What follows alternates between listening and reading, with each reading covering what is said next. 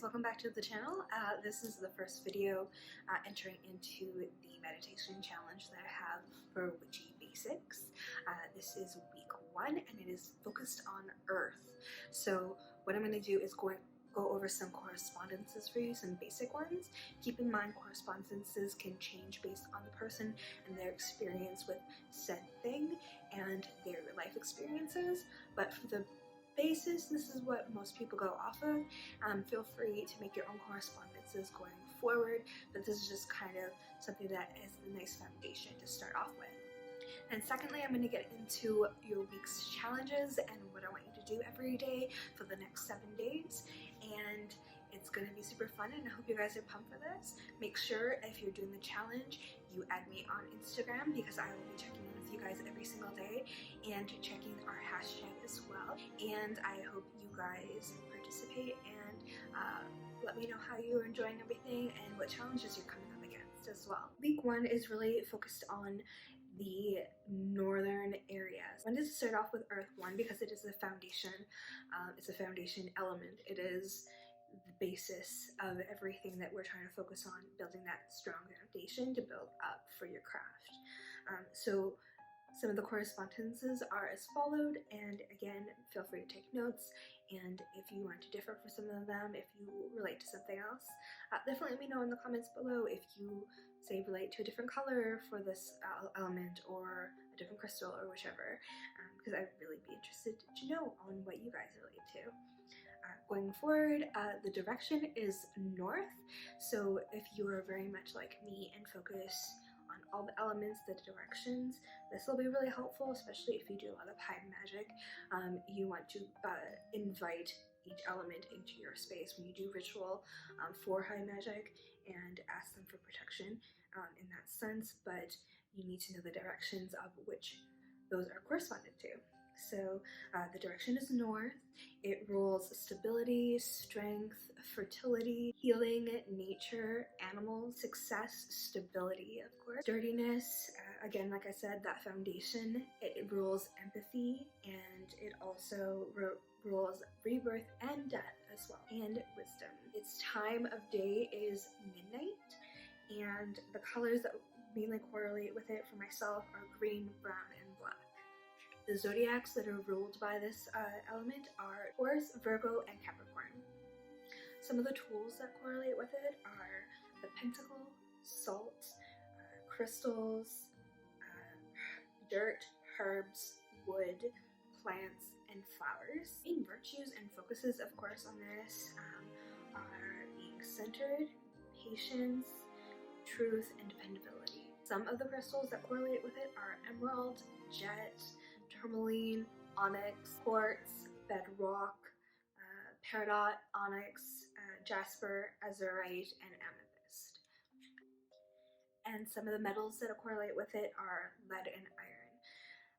Plants are cedar, cypress, honeysuckle, ivy, magnolia, grains, patchouli, primrose, sage, nuts, and oak.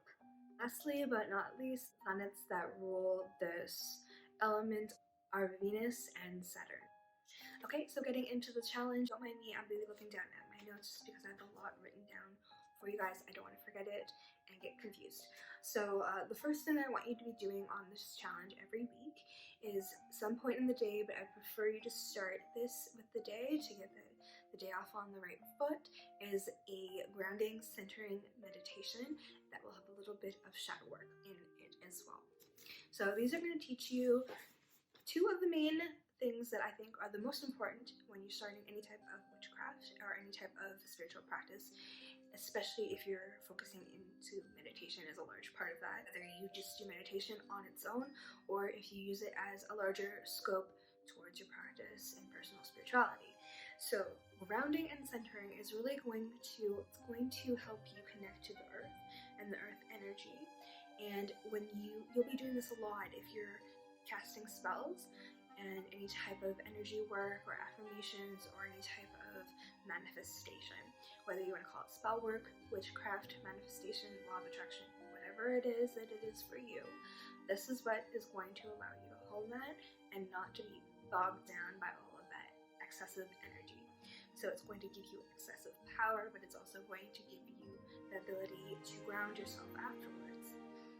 So grounding, I like to do just a brief idea of what it's going to be like. I'll walk you through this through the meditation, but it's going to allow you to connect to the earth. There's a visualization that I'll have you do before your meditation starts, and then you'll connect to the earth center, and then at the end I will center you through that and allow you to walk through that as well at the end of the meditation.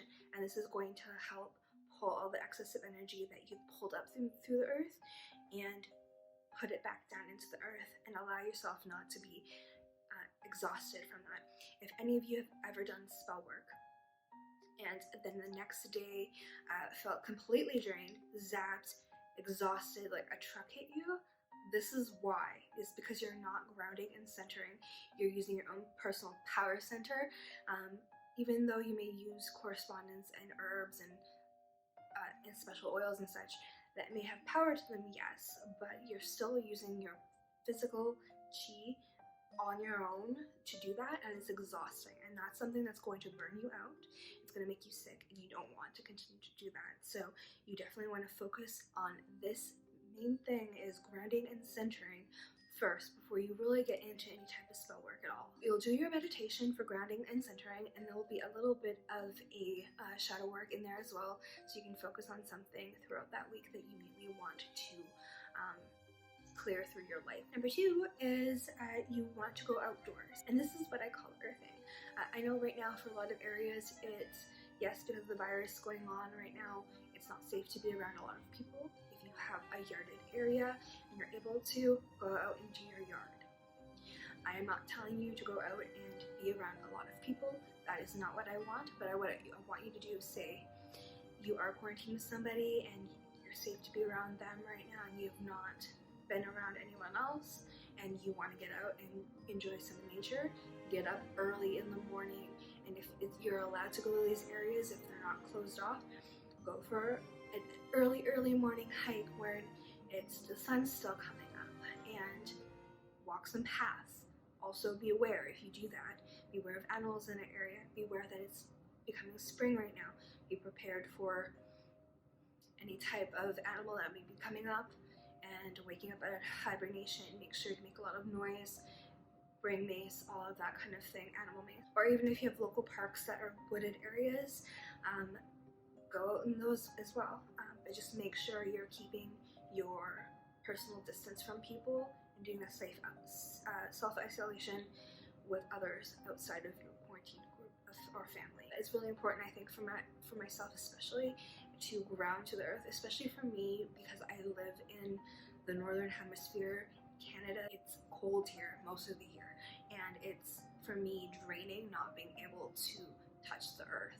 So when I'm able to, even just walking out and touching the trees and, seeing the earth come back to life again. If there is some moss, touching the moss and just kind of thinking about what it goes through to come back in the earth and the rebirth and the death of that. If you're not able to get out like that at all, if you live in an apartment or whatever, but it's safe to be on a terrace or on your balcony, go out on your balcony, and if you're able to, order dirt and some seeds and plant herbs and vegetables that are able to grow on your deck or inside your home. Plant herbs on your countertop, that kind of thing. You want to be connecting to the earth in some way, shape, or form. If you're not able to physically touch it with your feet or your hands outside, but be able to bring it inside and start learning to care for something other than yourself.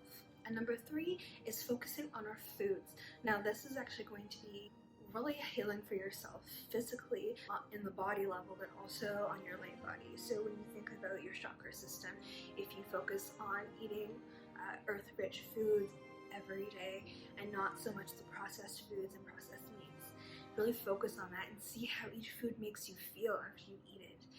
If you want to take it a step further, you can actually journal how each meal makes you feel after, and really see the difference between how you normally eat and how focused eating helps you. Now, a lot of people don't understand why I would put this in here, but what it is really, it's your main power source. It's physically feeding your chakra areas, your chakra centers. So it's giving you life force energy, which is what you use for your daily life and your spell work. You would do that every single day. After my meditation, I like to write down kind of how my shadow work walkthrough went and my thought processes on it as well, and date it, and then I can go back on it and look at it later, or you can do like a little video recording of it as well. I like to do those as well, just so that it's easier when I'm after a meditation. Sometimes I'm foggy, so it's sometimes easier to do like a voice note or a video recording of it, and then you can look at it afterwards. This week is actually going to be centering again, I'll reiterate,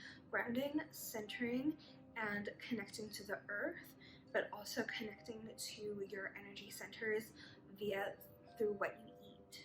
Okay, so I'm super excited. I hope you guys enjoy this week, and let me know how you enjoyed it. Make sure you post on Instagram with our hashtag. I'll put it up here for you as well, and the link to the meditation will be in the description box below. And I can't wait to see you guys in the following week and to see the differences, the changes for your practice. Peace out, guys.